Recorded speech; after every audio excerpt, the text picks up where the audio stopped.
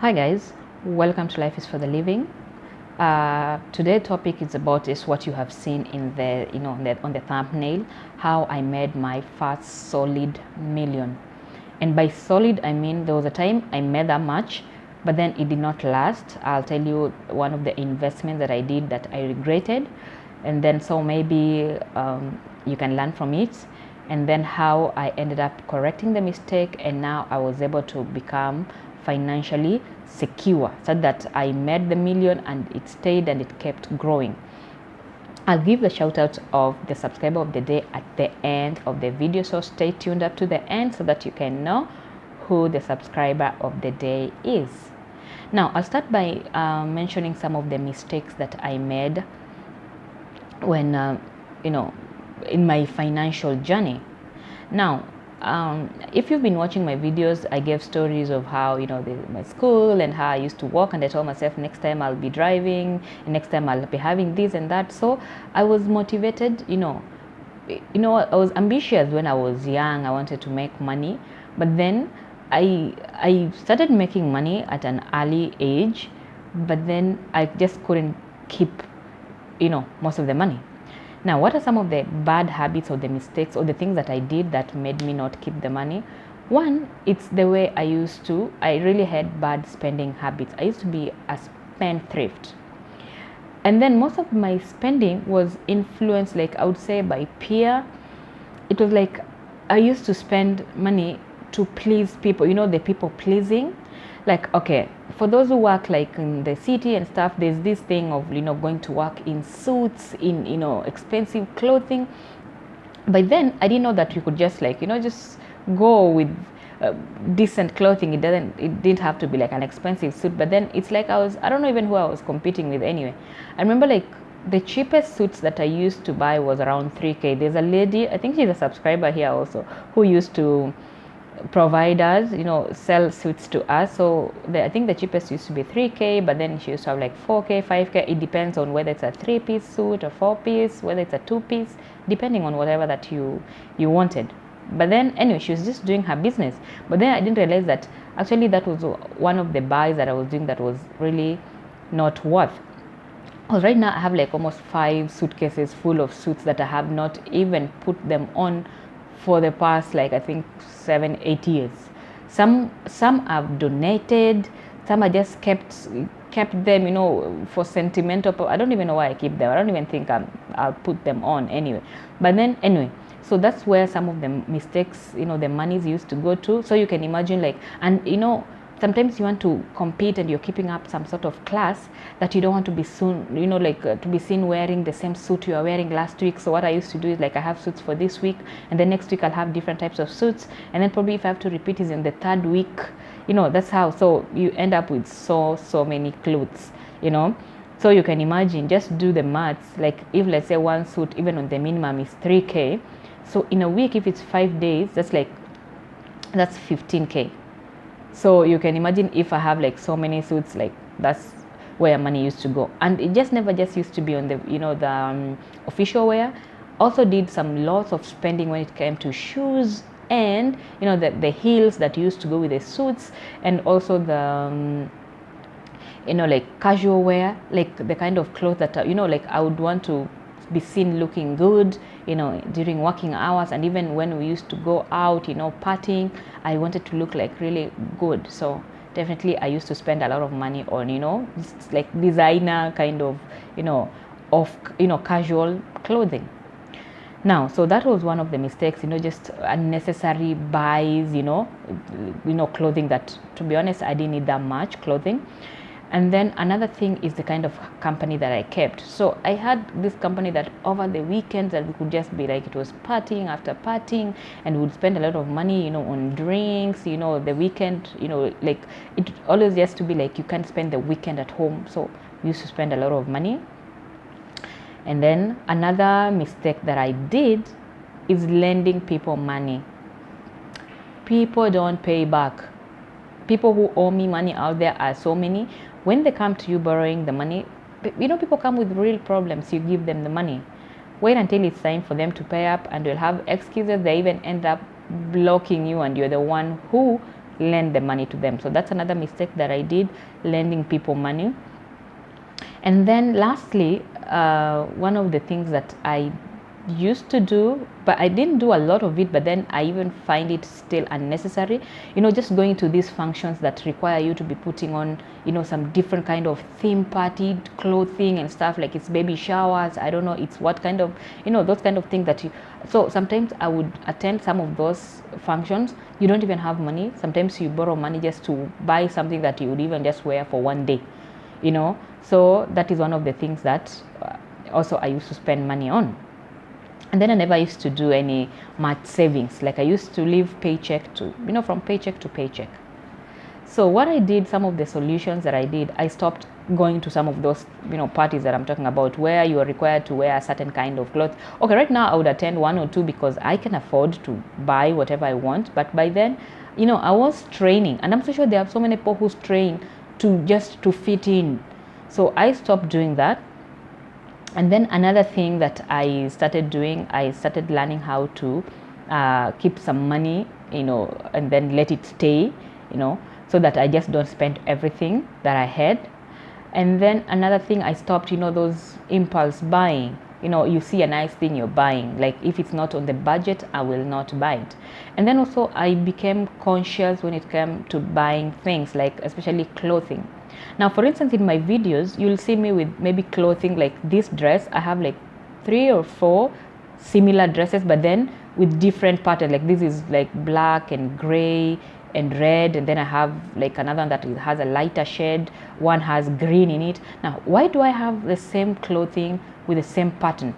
Now, I realized it's cheaper to buy these things in wholesale. Like, for instance, if I had to buy one, the price of one, like if you're buying in retail, it would cost me like almost the price of buying things in wholesale. Like I would get 3 clothes, or I'll add something little to get like wholesale quantity compared to buying it in, just individual. So I realized like I can save money, and me, as long as I'm wearing the clothes I'm wearing are clean and decent. I mean, it's not like before I used to care like what would people say, like she was putting on a similar clothes. I am who I am, and as long as I'm comfortable in my skin, I'll buy whatever I want to buy. So I buy in bulk so that I don't have to like really spend a lot of money on clothing, Now, and then I started setting goals now. What I wanted, what I wanted to reach, what I wanted to acquire. So one of the things, of course, earlier on I said I wanted to buy a car, and then I also wanted to, acquire some land where I can put up some building, some house, just for security purposes that I have at home.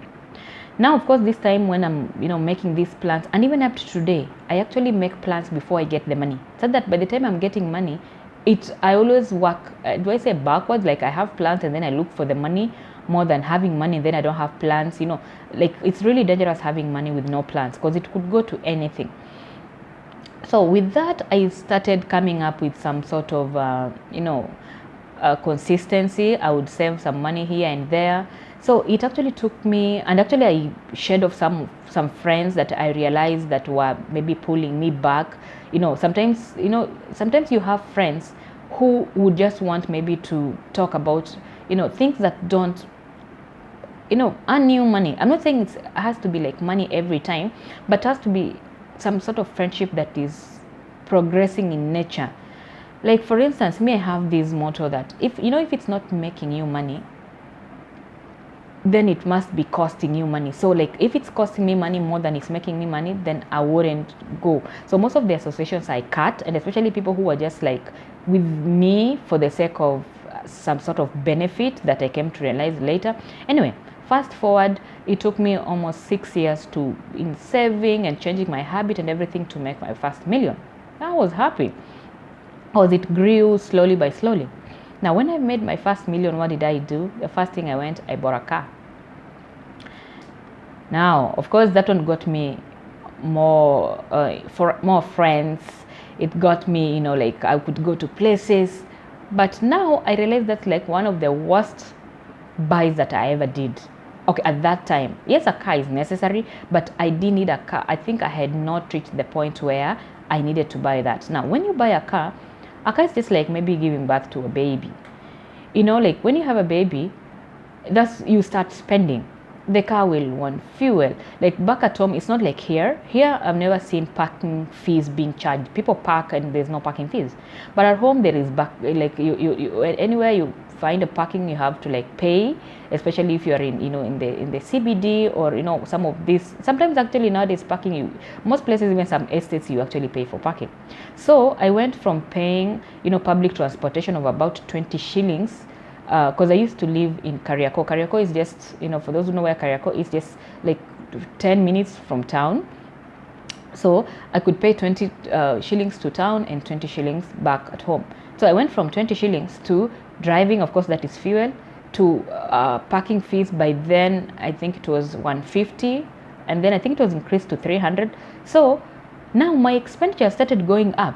So yes, I'm driving, and there's this prestige, but then I'm like, I started realizing again my money is going down very fast, because now, of course, there's you need to repair the car in case of, like you need to take it for, the garage, you need to fuel the car, you need to, there was a lot that came with it.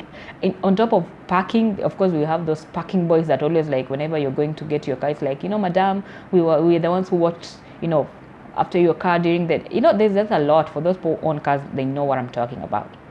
And now, remember I had saved like $1 million. So, okay, of course my car didn't cost me that much, but it cost me like close to that. So I spent a big chunk of it, and the other one went towards, insurance, and then, so many things. So again, it's like I was going back to the drawing board. So that is the first $1 million that I made that wasn't solid.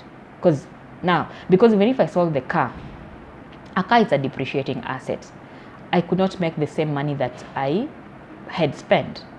Now again, I called myself for a meeting, and I had to re-strategize how to make more money and how I can make it last, and invest in better securities that can bring me money.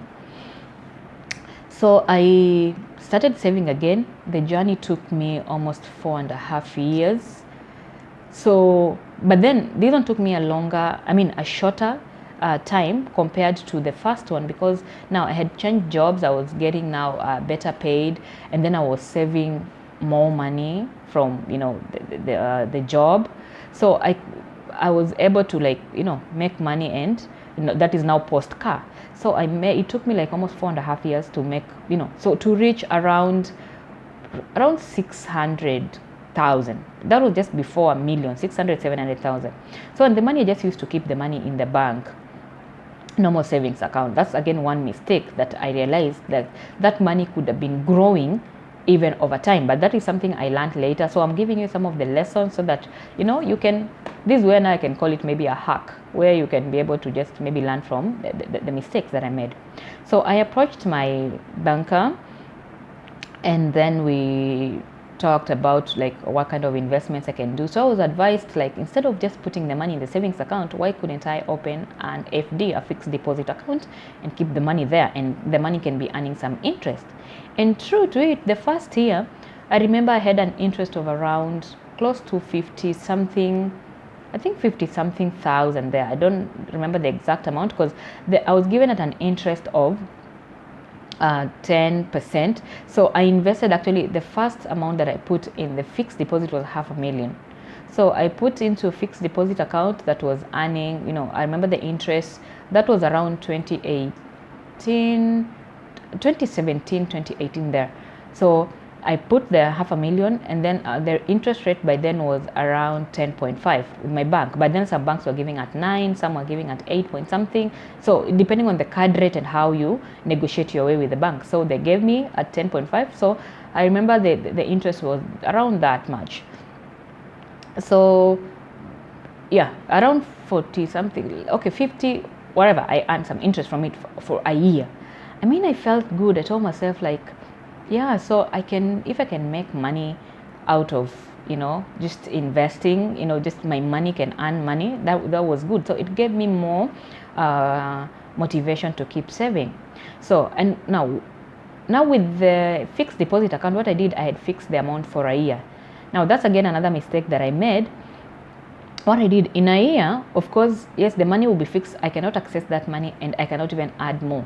So the rest of the money that I used to earn and get from different sources, I could just keep them in the account. So I again started thinking of how I can get other sources of income, just to keep boosting my money as I kept saving. So I started putting money in. Other than the bank account, I started saving money in Mshwari, and then there are these many bank apps that you could just put, like there's KCB and Pesa, there is, so, when I was just keeping the money there, I was just trying to distribute, and then, just so that I just don't keep all my money in one place. I didn't know actually I was doing some sort of good investment, because after some time now, again, Safaricom started sending messages like you qualify for a certain amount of loan from Mshwari, certain. So I'm like, oh, so you can borrow, and the limit has kept growing over the years. Right now my limit is so high, because I remember the first time I think I started was just like around 6K, but now it's grown like I can do over like almost 30 something thousand, just like that. Like I want like more than 30K in less than a minute. I just get the money, and it's because of like I wanted to build some sort of relationship with some of these people. So with Safaricom, with the KCB M-Pesa, with my bank, which is a different bank again. So with the bank, like I could walk to my bank if I wanted a loan. All right, I don't advise on people taking loans unless it's necessary. Okay, of which I've tried. I took a loan sometime last year because my cash flow was down because I was doing some project which I was supposed to pay within a year. Actually, I'm supposed to finish paying this year in August, but then after 5 months I decided to clear the entire the principal plus the interest that was there, so that I just don't keep paying more. So that way it became a bit cheaper. So when I regularized my cash flow, I just cleared the debts. I don't like just keeping debts that are costing me more money.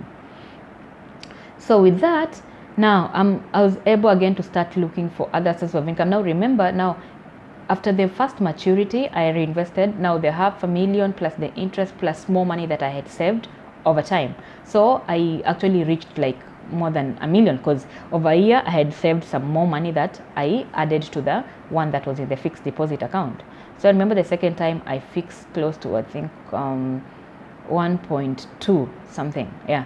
So 1.2, but now this time I was a bit smarter. What I did, I decided to be fixing for shorter period of time. Like, you can do 3 months, you can do 6 months. So I decided to be doing quarterly. So quarterly, what will happen, like the interest you'll earn, of course, will be on quarterly basis. So whatever interest that you would have earned for a year, instead of one full year, they will divide it by 4. But then now, what was the advantage of me doing it on a quarterly basis?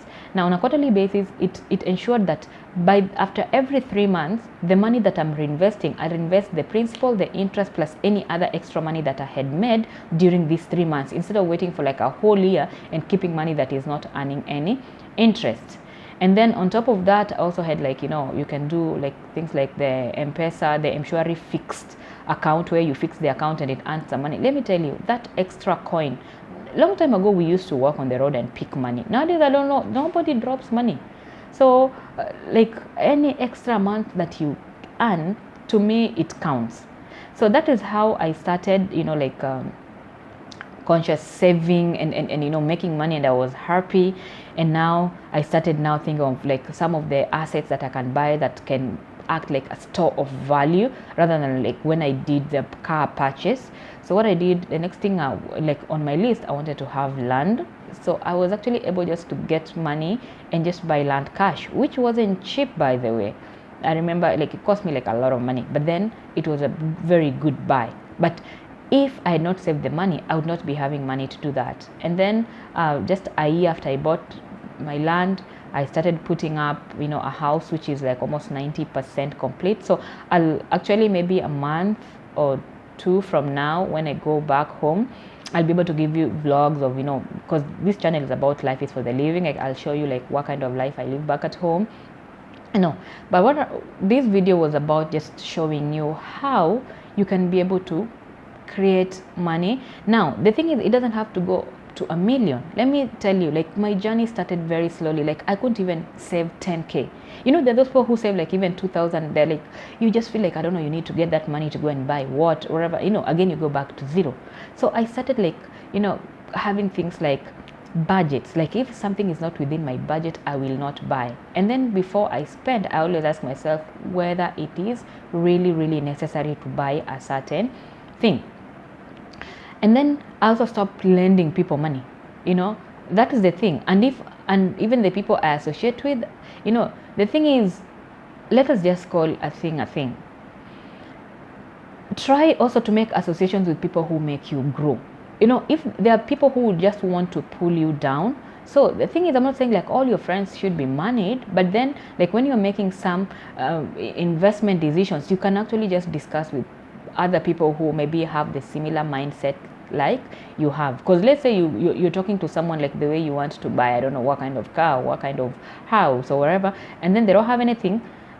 The next time they come to tell you like they have a problem and they need you to lend them money, what they don't want to hear is for you to tell them that you don't have. Yes, you may not have.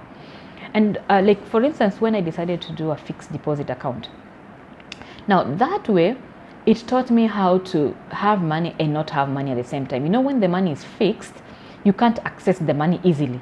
Yes, if maybe it's an emergency, you can go to the bank and talk to them, and then they can break the fixed deposit, but then you will lose some interest, and then there's some charges that come with it. So for me, it wasn't necessary to at any point to break my fixed deposit account. So anyone even coming to me and I tell them I don't have money, I wouldn't even have that guilt of I don't have, like I've refused to give because for real I don't have, because it's fixed somewhere. And that way, now from there, now I have learned to look for other sources of income, so that I can just be able to keep growing and growing. Like I'll do a vlog of, like, if you've seen my banner on this channel, there's Sukuma Wiki there. Some people maybe wonder like, why do you have Sukuma Wiki as a banner? Now that is like the farm that I bought, and I do vegetable farming. So when I'm not doing what I do here in the diaspora, I like being home and farming. So that's my farm. I have, I think, some photos. I'll do a video and just show you what I do, but then we'll get more details of just farming and how what it gets me maybe once I get back home. So at least you see, from saving, I've been able to achieve some of my goals. Now I have a house that is almost complete.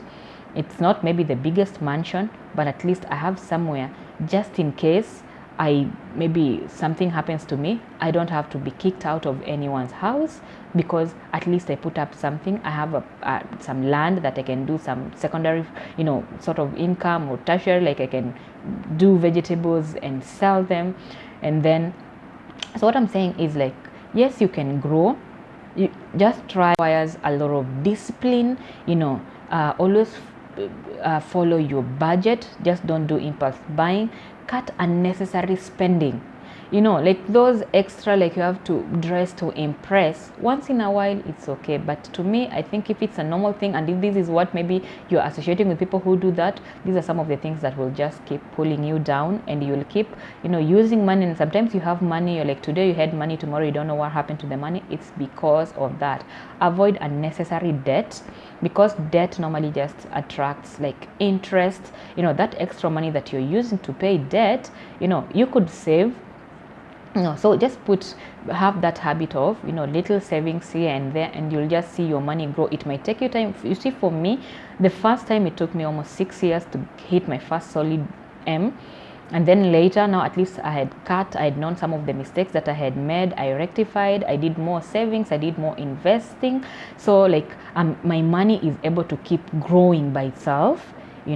So that way I'm able to make more money. But then just start with like that 5k, that 10k, that 20k. With time you'll realize it might take you some time, but you will get there. So I hope someone has been educated or sensitized on this.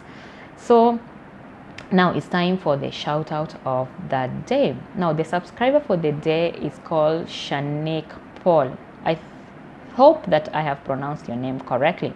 Thank you, Shanique, for subscribing to the channel, leaving a comment, liking our video. The more you leave a thumbs up and like our video, the more they are recommended to other people. So keep watching the videos, and kindly please try to watch to the end, so that at least it can help.